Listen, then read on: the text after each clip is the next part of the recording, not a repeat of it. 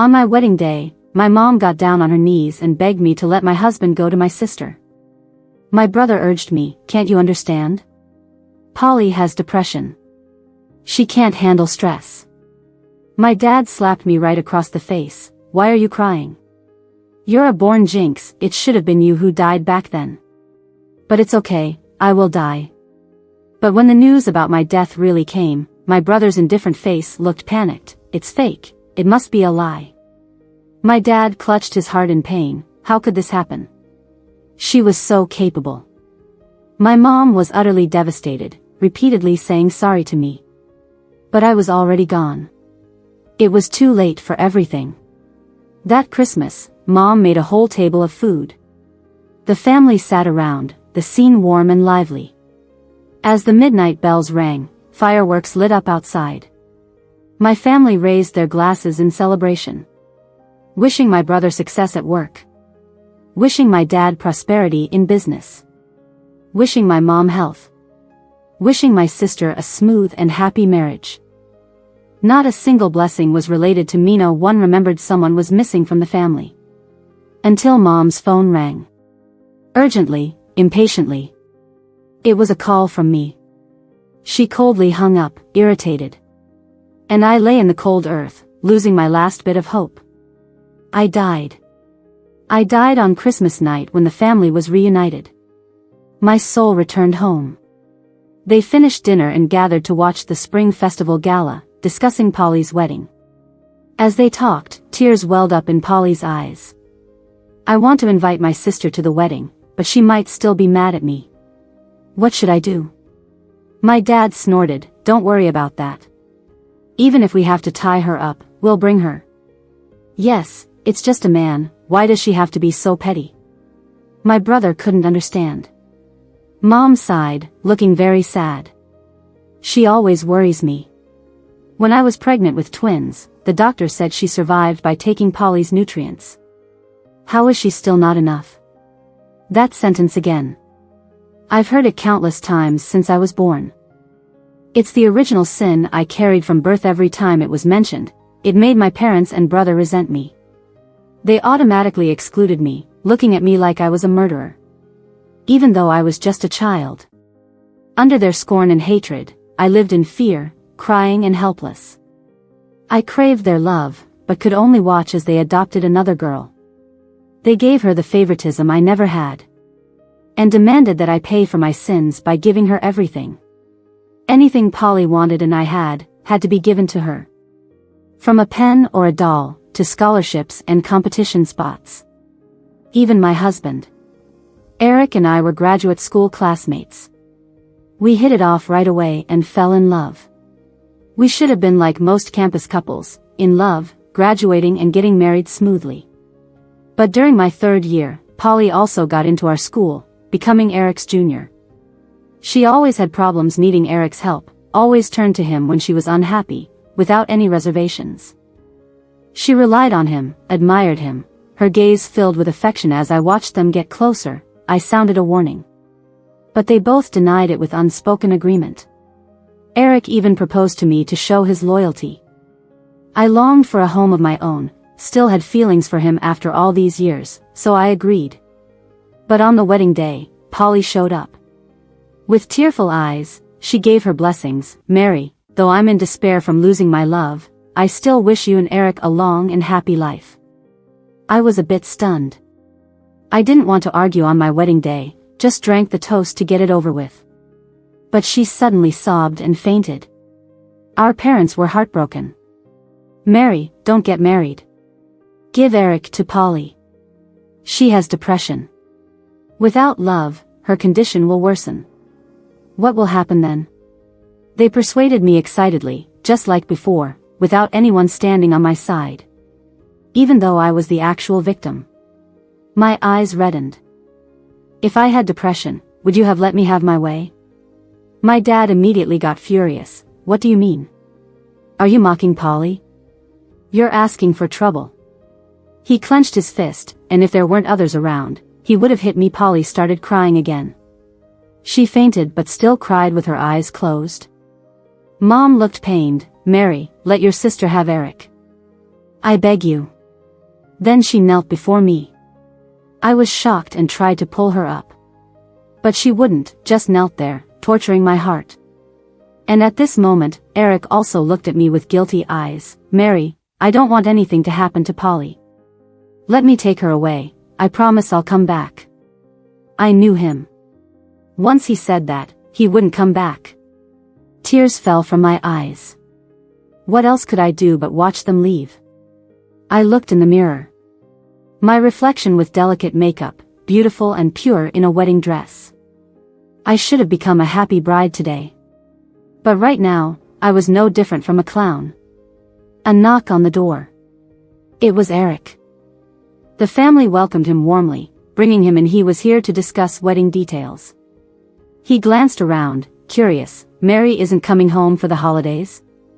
Polly's eyes instantly turned red. She must be mad at us, that's why she's not coming. I really didn't mean it. Eric hugged her, feeling sorry. It was my fault. Don't worry about her, she brings bad luck anyway. Don't be sad, just focus on being a bride. Polly smiled through tears. Don't talk like that. She's still my sister. Her considerate and big-hearted words earned her praise and admiration, while spitting contempt at me. In her contrast, I always seemed stubborn and odd, unlikable. Even the little honors I managed to earn never got any blessing from family because of her manipulations. The most memorable moment was when my essay won first prize in the Autumn Harvest Cup. I wanted to invite my parents to the awards ceremony to share my joy, and the organizers also intended to interview our family for a news article. They agreed. But on the day of the award, they called to say they couldn't make it. Polly started crying again. She's weak and might be having a depressive episode. We need to stay with her. With that, they hung up, not giving me a chance to plead. I accepted the trophy alone, gave my speech, and then apologized to the organizers. Since my parents weren't coming, the planned events had to be rearranged. They looked grim. I didn't dare argue and tried my hardest to hold back tears. Later, I saw photos on Polly's social media. Mom and Dad took her to the amusement park. She was smiling happily on a carousel, flashing a peace sign. This is depression. Why is it that whenever I need my parents, she coincidentally becomes depressed? The one really depressed is me. It was late, everyone was getting ready for bed. We lived in a 3-bedroom, 1 living room apartment. Mom and Dad in one room, my brother in another, and Polly in the third. I, on the other hand, could only sleep in a small storeroom partitioned off in the living room. It was cramped with just a small bed. My awkward and tough teenage years were spent there. Changing clothes was often a hassle. I protested, asking for my own room. If that wasn't possible, I could share with Polly. It made sense for 2 girls to share a room, especially since it was the largest bedroom, big enough for 2 beds. But Polly refused. She said I wasn't fit to share a room with her. I fought back, crying. Why am I not fit? I'm also a daughter of this family. But my parents never stood up for me, always siding with Polly. They stubbornly forced me into that storeroom, ignoring my tears. They cared about Polly's tears. Mine only annoyed them. You're the older sister, you must be content and sensible, understand? They would say over and over. Why is it that among 3 children, they only demanded that I be sensible? Just me. Am I that unimportant to them? I was so sad I wanted to feel noticed, so once after school, I didn't go home. I hid in a nearby park, hoping my parents would worry and come find me. But I waited and waited, the sun set, and the moon rose. Finally, a middle-aged woman came running by. She hugged her daughter tightly, as if holding a lost treasure. Don't be afraid, Mommy will take you home. The little girl hugged her mother's neck, full of dependence and joy. I was so envious. I thought if my parents came looking for me, even if they hit me, I'd be happy. But they didn't come. Not even a phone call. I wiped away my tears and eventually snuck back home. The family was eating dinner and watching a movie, enjoying themselves. Not even a glance my way. I called out, Mom. She turned, full of sarcasm. You still know how to come back, huh? Why didn't you just die out there? My heart felt like it was pierced by an arrow. Mom, now I really am dead outside. Are you happy? Christmas passed, and Polly's wedding day arrived. Mom and Dad wanted a grand event, invited many people, and the church was bustling. Relatives gathered, offering congratulations, and bragging about their children. I heard the groom works at a public company. Polly really has an eye for men. That gold bracelet was bought by your son-in-law, right? Many envied. Mom touched the bracelet, looking awkward. The bracelet was bought by me. On Mother's Day last year, I followed my therapist's advice to mend our relationship and bought the bracelet to make her happy. But she only complained about me wasting money, without a hint of joy.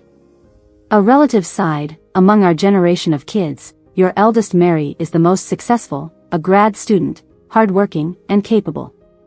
You're very lucky. Mom gripped the bracelet harder, looking a bit dazed. She probably remembered me at last.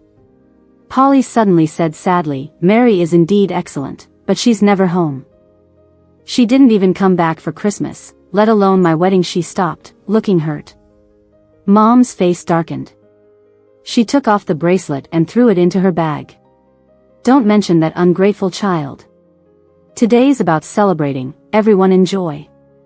Polly smiled faintly, unnoticed. See, she always found ways to shatter any good impression Mom might have of me. When I was little, Mom wasn't always so bad to me.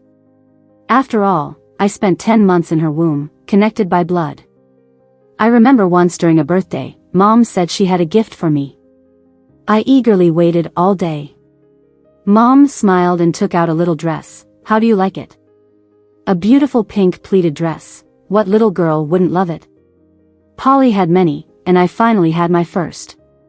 I was ecstatic, hugging the dress, spinning in circles. Thank you, Mom, I love you so much. I expressed my joy passionately. Mom's eyes reddened, and she gently touched my cheek. I nodded vigorously, my face flushed with happiness. Then Polly walked over and said one thing. Mary is so lucky. If the other sister were alive, I wonder if she'd get such a beautiful dress. Mom's expression changed instantly from loving to cold and resentful. She snatched the little dress and started cutting it to pieces with scissors. Your sister's dead, and you still have the nerve to wear a new dress, huh? Why? The strips of fabric fell apart, and I cried my eyes out. No, Mom, please don't. Please don't cut it. But it was useless. The dress was shredded to bits and thrown in my face. I hugged it, feeling like I was hugging my own broken self.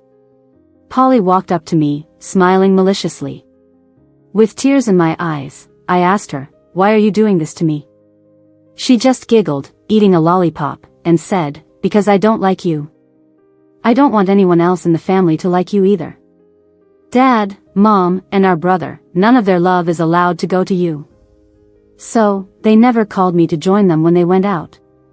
I never got any gifts like the other kids. They even cropped me out of family photos just as she wanted. I got no love from my family. I once screamed hysterically asking why, and then cried alone, hugging myself at night. I tried to please them, forced myself to smile, and served them like a servant. All in hopes they'd care about me. Just a little bit. But I was ignored countless times. I struggled in the abyss of lovelessness.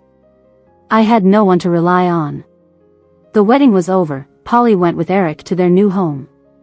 Mom and Dad also went home. To prep for Polly's wedding, my small room in the living room was dismantled, and my scattered belongings were piled in a corner.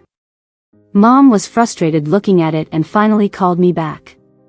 But the phone rang for a long time with no answer. Mom's face looked terrible, not answering again, still holding a grudge, huh? Mom, don't be angry. I'll try calling. My brother started dialing my number frantically and surprisingly got through.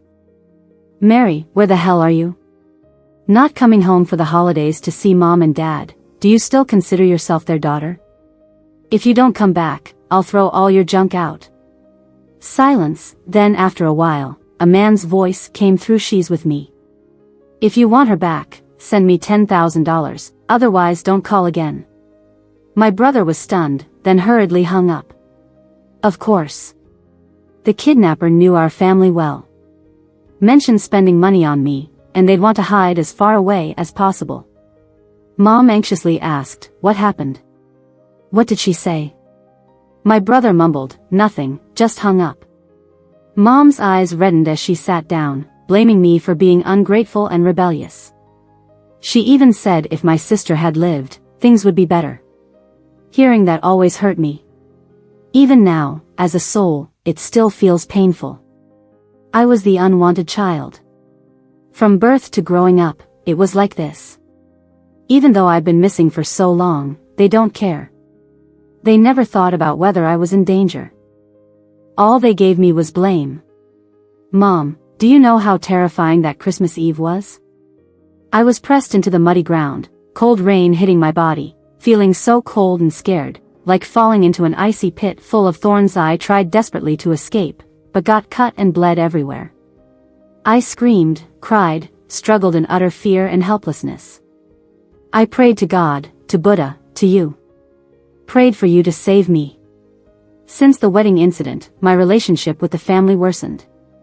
They never checked on me unless they needed money. I remember that Christmas Eve, Mom called, again asking for money. She sighed, Polly's in-laws think her dowry is too little. If you have money, can you add another $5,000? I was speechless. Do you even feel right asking me to pay? Mary, you're her sister, for goodness sake. Help her out. I laughed coldly. What does that have to do with me? That's your problem. Mom couldn't respond, and Dad yelled from the side, we need to save money for your brother to get married. Don't think you're getting any. I'm telling you, you must pay. It's only natural to support your family with your earnings. Do you think I'm stupid? We had a furious argument. In the end, I was heartbroken and hung up. I wasn't living as comfortably as they thought. The work environment was hostile. I didn't know how to navigate it and got targeted unfairly. Extra work, not mine, kept getting pushed onto me. I'd work overtime, even with a fever, and couldn't take a break. When it was all done, I'd get no rewards, only blame. They made me the scapegoat because I was an easy target. I complained to my boss, but he twisted his words around, yelled at me, calling me worthless trash. I felt dizzy and anxious from his insults. Today was particularly harsh. I couldn't withstand it anymore and quit my job. It rained, and there were even fewer people on the road. I flagged a cab, feeling dizzy, gave my address, and dozed off in the seat. The driver nodded, wearing a cap. Who knows how long I slept. When I woke up, I realized the road was getting more and more remote, nothing like the way home. Panicking, I banged on the window, but the windows were already locked. I couldn't get out. Who are you? Stop the car, I want to get out. He just chuckled, didn't speak, and drove faster. I tried to make a call, but found the signal was jammed. We were on a mountain slope, with no buildings around. The man had great strength, threw me to the ground forcefully. What do you want, money? But he didn't want money at all. He sneered, with 2 scars on his face, looking horrifying under the flashes of lightning. He suddenly grabbed my throat. Mary, why do you have to fight with Polly over everything? She's already so pitiful being sick, and you still try to steal her man. Damn it, you promiscuous woman, you should die. His grip tightened, and I could hardly breathe. Polly? Is he coming to her defense? Could he be that rumored crazy ex-boyfriend? Before meeting Eric, Polly had a relationship. They said it was an online romance where the guy was head over heels for her, even taking out loans to spend on her. That time, she spent money like water. But she never looked at him seriously, didn't even want her family to meet him. After using him, she dumped him. You misunderstood. But he didn't listen to my explanation, only believing what he wanted, his eyes crazed and stubborn. I struggled desperately, my hands and feet hitting against rocks, making my head feel dizzy with pain. Suddenly, he got sick, and he lowered his head, looking at my face with a mesmerized expression. Polly, my Polly, let me have you. Clothes were being ripped off, and I trembled all over with fear. No. No. I'm not Polly, and I didn't steal her man. Why do this to me? I've been humiliated enough when I was alive. Must I suffer this even in death? I tried my best to kick him, but he pinned down my legs fiercely. Don't move. Polly, be good. The devil's voice echoed in my ears. My fingers shakily reached for my phone, calling the first number back at lightning speed. Mom, save me. Please, you have to save me. I waited and waited, but only heard the sound of the call being hung up, so fragile in the pouring rain. The man noticed and smashed the phone, then punished me even more cruelly. Are you looking for other men again? Why? What's wrong with me? Bitch, bitch. He went mad, picking up a stone, hitting me non-stop. My body became battered, blood splattering everywhere. So painful. It hurts, Mom. Blood flowed out, I couldn't make a sound from my throat, tears mingled with the rain falling down. Finally, in endless despair, I exhausted all my life force. Maybe guided by some instinct, my soul returned home. These days I've watched them, feeling cold as iron. Polly was coming home soon, and my mom went happily to buy groceries, planning to make a feast for her daughter and son-in-law. The vendor enthusiastically introduced the goods, mentioning me casually.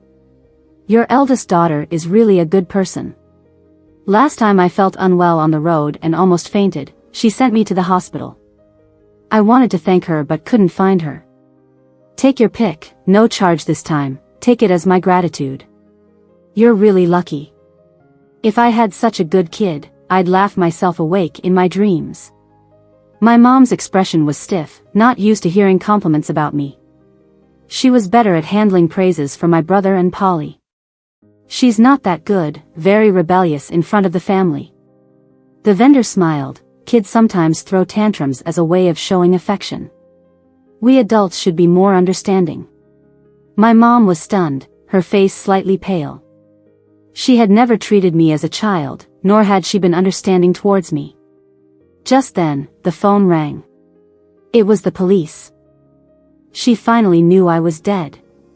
I floated in front of Mom, carefully observing her expression. Mom, are you sad? Are you in pain? But I couldn't tell anything.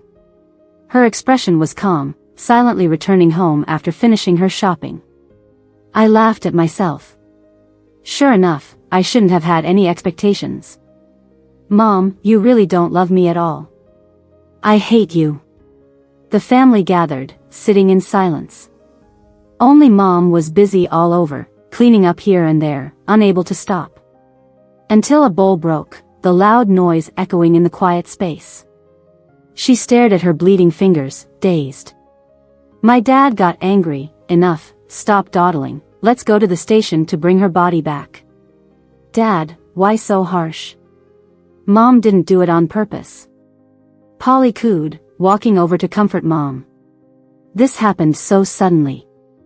Mom, you must be scared, don't be sad, you still have me. My mom looked up at her.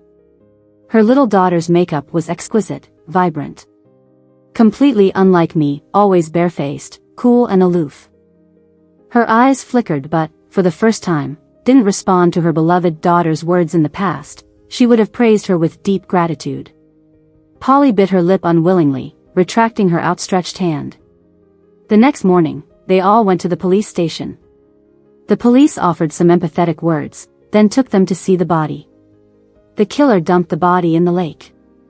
A fisherman found it while fishing and reported it to the police. The body, swollen and decomposed after being in the water, was a horrifying sight.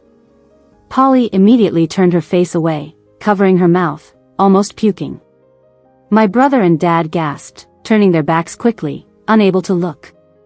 Only Mom stared unblinkingly, her gaze sweeping over every wound on my body. The cop sighed, explaining the situation briefly. The killer, named Sam, has already been caught. He's a loner with some mental issues. He had been watching your daughter for over a month, seeking revenge intentionally. It seems to involve your younger daughter. Polly panicked, hastily shaking her head. It has nothing to do with me. I broke up with him years ago and haven't been in contact. I'm married now, you can check if you don't believe me. The cop nodded but still had a female officer take her away for a statement. After my death, Mom finally spoke her first words. Her voice was hoarse. The police agreed. The man in the interrogation room was handcuffed, in a daze, until he saw my mother's eyes light up. Aunt, where's Polly? Where did my Polly go? I solved her troubles for her, she must be happy, right? My mom's lips trembled. Did Polly tell you to kill? The man shook his head. Polly is the purest fairy, she wouldn't do something this awful. I saw her complaining on another social account, so I decided to solve her problems for her.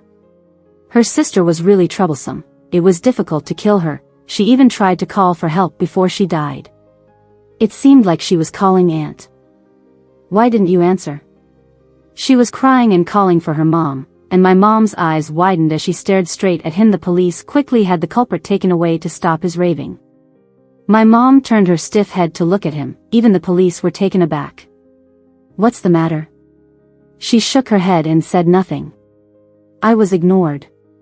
Many people didn't even know there was another daughter in the Young family. Because my parents always talked about my brother and Polly. Mom, do you feel guilty? My body was cremated. The group took my urn home. Polly cried all the way. I never thought he would do such a terrible thing. If he had targeted me, she couldn't imagine, and she threw herself into Mom's arms. Mom, I'm so scared. But Mom didn't reach out to hug and comfort her as she expected. Instead, she sat in her seat, looking down at her phone. She panicked, pulling at Mom's sleeve with tears in her eyes. Mom, are you blaming me? It really has nothing to do with me, the police have investigated, you know that. Actually, I was also very sad about my sister's death. She held her head and cried about how much pain she was in, looking like her depression was coming back. My brother felt sorry and comforted her. Mom loves you the most, why would she blame you? Don't overthink it. Speaking of, Mary had a cursed life, even bringing troubles upon herself. My mom suddenly looked up. What did you say? My brother was a bit embarrassed, he knew how vile his words were to me. She was your little sister, she died because of scum and bad people, not because of herself. My brother echoed, but his eyes were surprised. This was the first time Mom ever emphasized to him that I was also his sister. Polly obviously sensed something, her eyes turned cold. She held her head and cried out in pain louder, looking pitiful, still calling for Mom.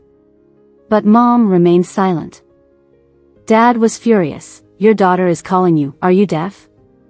Mom showed Polly her phone screen, her eyes colder than ever. You said on another social account that Mary stole your husband, bullied you since childhood, and harassed you? Why did you lie? This shocked the other two as well. Everyone knew that in this family, she was the absolute princess, and everyone protected her.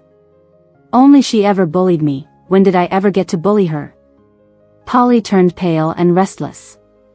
I understood, she must have known for a long time that Sam was always secretly watching her, so she deliberately posted those things on another social account. Just to make Sam, the psycho, target me. Polly's shoulders trembled, tears falling in big drops. I didn't mean to. When I'm sick and depressed, I just write chaotic things without thinking. I never thought it would cause so much harm. She cried so sadly that Dad softened immediately. All right, Polly has said she's depressed, honey, don't make a fuss. But Mary was also depressed. Mom said, throwing out my diagnosis in front of Dad: severe depression, hopelessness. Mom and Dad despised me, brother and sister hurt me. Extreme lack of love. Multiple self-harms. Patient's body covered in scars. Suicidal tendencies. Every sentence was shocking. Dad quickly closed it, his chest heaving. He finally understood, depression wasn't like Polly's pretentious behavior. Depression was bloodily cruel. And Polly was still crying out in pain. Mom handed her my medication. Your sister happened to have medicine here, do you want to take it? She was stunned, speechless. Of course, Polly wouldn't take the medicine. She ran as soon as she got out of the car. Back home, Mom tidied up my things, understanding vaguely through them how I was living outside. No glamour, just busy surviving, and crashing treatments. She touched my sock with a hole in it, holding it for a long time. Which child is stubborn like you, always arguing with parents, never telling me if you're wrong? Tears welled up in my eyes. My heart ached. Mom, I told you, but what did you do then? The first time Polly bullied me I came to you. But you only believed in Polly's fake tears, only comforting her. I pulled at your clothes, tearfully. Mom, I didn't scold her, she scolded me and tore my book. You impatiently pushed me away, scolding loudly. You even learned to lie. Polly's so young, how could she do bad things? You're the big sister, you should let her have her way. The big sister. I am the big sister. You always emphasized that to me. Because of this title, I was supposed to take all the grievances. But you never demanded anything from my older brother because he was older. Mom, you don't love me. What's the point of telling you my grievances? Mom, I'm also your child. I don't ask to be loved the most, just a little bit. But why can't you even give me that? Why? On my burial day, the weather was great, sunshine and a clear sky. On the black tombstone, there's a black and white photo of me, smiling carefree, as if I were a girl who grew up being pampered. My dad and my brother are wiping their tears, and Polly is wailing loudly. Relatives and friends are offering their condolences and exclaiming how much my family loved me. I'm standing aside, feeling it's all absurd. Crying continues, only my mom looks expressionless. After the funeral, my dad complains to her. So many people are watching. As a mom, you should at least shed a few tears, even if you have to fake it. What will people say if they hear about this? Mom doesn't say a word, just stares blankly into the distance, her white hair striking under the sunlight. A few days later, she takes my death certificate to deregister me. The officer picks up the stamp, about to mark it, when she suddenly speaks. Wait. The officer looks at her curiously. What's the matter? Is there a problem? Her lips tremble. She wants to say something but can't. After a long while, she can only shake her head. The red stamp finally goes down. She realizes I'm really dead. There is no more me in this world. Her fingers tremble, her back bends, and she squats down, crying her heart out. Mary, my child. What do we do? You were so young. I'm sorry, Mom is sorry. She calls my name, her face covered with tears, pain eating at her. For some reason, my eyes get wet too. A month after my death, my mom finally cries for me. Mom regrets it. Everyone can see her longing for me. She specially arranges a room for me, buys many beautiful dresses. She loves telling others about my childhood, and can't help but praise me. She says my daughter was actually very good, I just wasn't a good mom. At night, she always gazes at my photos and things, tears streaming down, calling my name softly, again and again. Mary, I'm sorry. I'm sorry. Watching her do all this, I feel a mix of emotions. Mom, don't be like this. When I was alive, I humbly yearned for your love. But you didn't give it. Now that I'm dead, you start to love me. It's too late. I want to leave, but I can't. Blood ties bind me, I can only watch them day after day. Until something big happens. My brother gets scammed, losing $1 million. It's not just his savings, but includes an $800,000 loan. This amount is catastrophic for our family. All of my parents' savings aren't enough to cover it. Coincidentally, Polly comes home this day. My brother, desperate, pleads with her. She, shocked, covers her mouth, then tears fall like pearls. I have no money, I rely on monthly allowances. And it's not always certain I'll get them. Ever since Eric found out Mary died, he's mocked me constantly. He says I'm scheming, I deliberately seduced him and ruined his relationship with Mary. He always compares me to her, saying she made money, had a high degree. He even hits me. Mom, I'm really going mad. She lifts her sleeve, revealing bruises, hoping the mother who always loved her would stand up for her, but Mom's expression is cold, merely questioning. Aren't those facts? You asked for it. Polly's pupils tremble in disbelief at how her mother is treating her. Mom, what are you doing? It wasn't me who caused Mary's death. How can you blame me? She looks truly pitiful with tear-filled eyes. My dad comforts her. Your mom's head isn't right lately, don't mind her, but help your brother. Polly shakes her head in grievance. How can I help? I don't have money, and Eric won't give me any. My brother's eyes light up, remembering. You do, your bride price and dowry, you must have 300,000 at least. My dad laughs, immediately agreeing.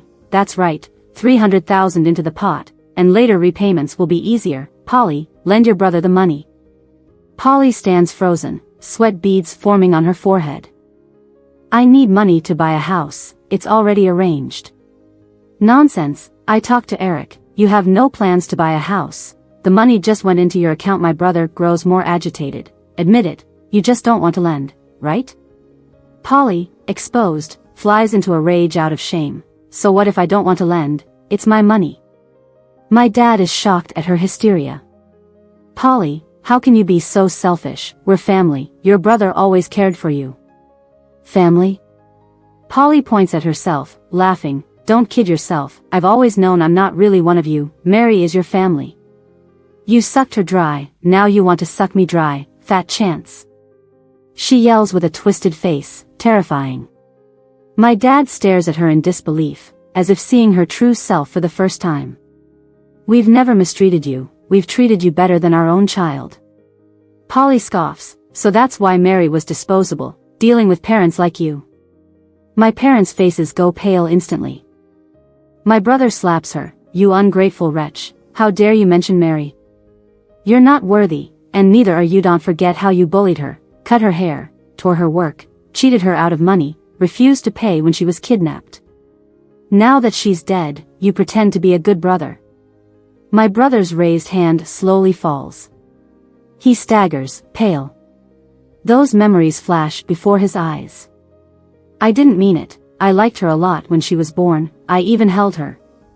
It's all your fault, always tattling, bad-mouthing her, and I believed you. She was my real sister all along. He covered his face, and big tears started falling. You could see the regret in his eyes. Polly let out a mocking laugh, pushed the door open, and left. My dad watched her walk away, heartbroken. He clutched his chest and collapsed. Cries filled the room. Mom sat on the ground, laughing and crying at the same time. Karma, she said. It's all karma. Dad became a vegetable. Polly cut ties with us and never came back. My brother ended up in huge debt, mostly from online loans with high interest rates. He worked himself to the bone, but it was never enough. Debt collectors came by all the time. It wasn't unusual for him to get beaten up. He begged countless times for mercy. He didn't dare come home anymore and basically lived on the run. Last time I saw him was at my grave. He was being held down, and they broke his legs. His sweat and blood poured on my tombstone. He nervously wiped it with his sleeve, mumbling apologies. Mary, don't be scared. I'll clean it up for you. That was the first time he called himself my brother. He probably realized it too, and he started crying, his tears mixing with the blood. I sighed and looked away. Mom, now old and worn out, worked odd jobs everywhere. She was so thin, she almost looked skeletal. She hardly spoke, aged like a living ghost. Only in front of my portrait did her eyes light up. She'd ask if I was cold or hungry down there. She'd make delicious food with her last bit of rations and beg me to come eat day after day, year after year. I silently watched her suffering, her bent back, her hair turning white. The hate and resentment in my heart slowly faded away. Mom, stop punishing yourself. I whispered in her ear. She only felt the wind blow. She suddenly stood up and, with teary eyes, called out. Mary, are you back? Mary, I miss you so much. I miss you too. I cried, feeling my heart ache. After winter, Dad couldn't hold on any longer. He lay in bed, barely breathing, cheeks sunken like a skeleton. In his last moment, he seemed to get some clarity. He grabbed Mom's hand and told her, "When I'm gone, burn some guns and swords for me. I couldn't protect Mary in life. I can't let her get bullied in the afterlife." Mom nodded with tears in her eyes. Dad smiled and took his last breath. I closed my eyes and drifted away, feeling sad. We had no money for Dad's funeral, so after being cremated, his ashes were scattered into the sea. That day, I heard Mom whisper quietly, "Mary, Mom will join you soon." A bad feeling crept in. Sure enough, the next day she met with Polly. Polly had a rough couple of years too. Eric cheated and dumped her, spent all her money. She had no place to stay after the divorce. Mom said she wanted to mend things and let Polly move back. Polly happily agreed and was thrilled to see Mom had made a big feast. She sweetly called her Mom and said all kinds of nice things, like the falling out never happened. My mom smiled, serving her food, listening to her problems, and comforting her as usual. But the food was laced with deadly poison. I saw Mom put it in with my own eyes. Polly ate heartily, her mouth greasy, until the pain hit her stomach. She screamed in agony, fell from her chair, body writhing like a worm, reaching out to Mom. "I'm sorry, Mom, I'm sorry. I apologize to Mary. I shouldn't have hurt her. Please forgive me. Save me, I beg you." But Mom watched her coldly, like she was already dead. Only now did Polly realize Mom no longer loved her. She couldn't accept it, felt pain and despair. "Mom, you can't do this to me. You can't." She broke down, crying, crawling on the ground, hair in a mess, like a ghost. The spoiled little sister, finally knowing what it felt like to be unloved. With a choking sound, dark blood spilled from her mouth, staining the wooden floor. Her lips and nails turned purple. Her body twisted in a disturbing angle from the pain. In that horrifying position, she took her last breath. Mom was not far from being poisoned as well. She clutched her stomach, trembling, and held my photo. Her eyes were soft. "Mary, Mommy avenged you. Will you forgive me now?" I shook my head, tears I couldn't hold back. "Mom, please don't do this. Go to the hospital, you can still live a long time. Mom, don't die, please. Even if you die, I won't forgive you." I wept and watched her grow weaker. My soul got lighter. I could reincarnate now. Mom finally saw me. She chased after me, crying, apologizing. "Mary, you've lost so much weight. I'm sorry. Mary, hate me, punish me." Her voice was full of pain and regret. I shook my head. "It's pointless. Mom, I stopped hating you long ago. But I can't forget the hurt you caused me. It's the yelling of not being favored, the endless chores, the attitude that no matter how much I give, you think it's only right. I'm really tired. Mom, being your daughter, I'm really tired. So, let's part ways here. Forget about me. I'll forget about you too. In the next life, let's be strangers. I only hope we don't recognize each other and both live well." She opened her arms, wanting to hug me, but just as she touched me, my soul dispersed. She suddenly kneeled on the ground, weeping bitterly. "No, Mary, I beg you, Mom begs you." She called my name over and over again. With every cry, her heart bled. But I didn't look back. I seemed to see Grandma, the one who always favored me when she was alive. She's still so kind and gentle. She feels sorry for how hard my life was, and she takes my hand with a smile. She says she's found a good family for me. The couple loves each other and are righteous people. I will be their only daughter, and they eagerly await my arrival. I will grow up in a loving environment, becoming a confident and gracious girl, living a life of peace, happiness, and joy.